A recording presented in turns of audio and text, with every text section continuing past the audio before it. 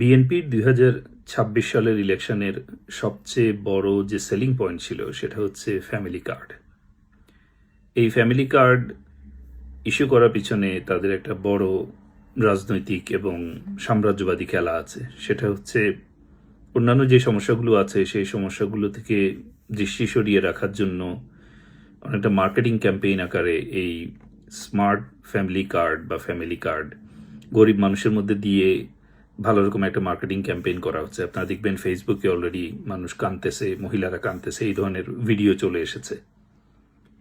কিন্তু দেখার বিষয় হচ্ছে যে এই ফ্যামিলি কার্ড আসলে শেখ হাসিনা সরকারে ইন্ট্রোডিউস করা একদম সরাসরি। আপনারা হয়তো অনেকে শুনেছেন যে এটা টিসিবি কার্ড ছিল বা অন্য, না, এটা ফ্যামিলি কার্ডই ছিল। আওয়ামী লীগ সরকারের আমলেই এটা ফ্যামিলি কার্ড ছিল।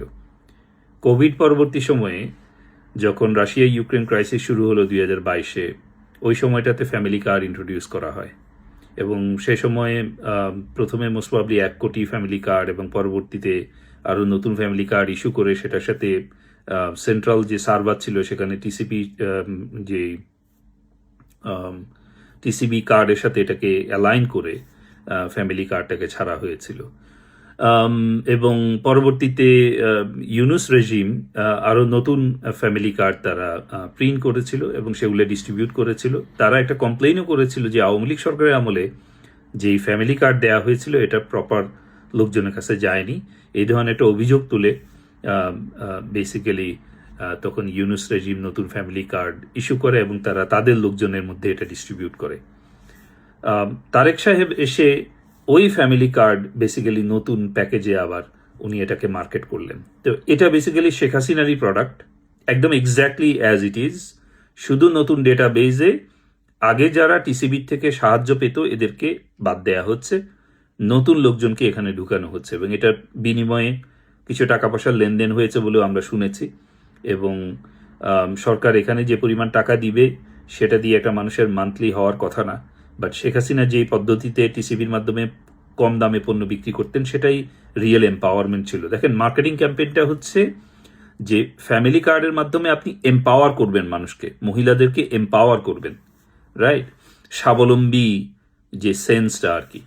তো আপনি মানুষকে যদি ফ্রি ক্যাশ দিয়ে দেন, সেটাতে তো এই 2,500 টাকা না কত করে দিবেন আপনি, সেটাতে মানুষ বা মহিলারা স্বাবলম্বী হবে না, বরং ভিক্ষা হিসাবে নিতে হবে এটাকে।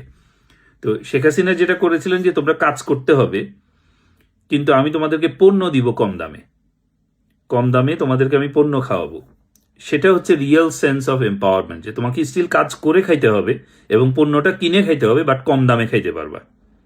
সো শেখ হাসিনার যে ফ্যামিলি কার্ডের এম্পাওয়ারমেন্ট ছিল, that was the true sense of empowerment.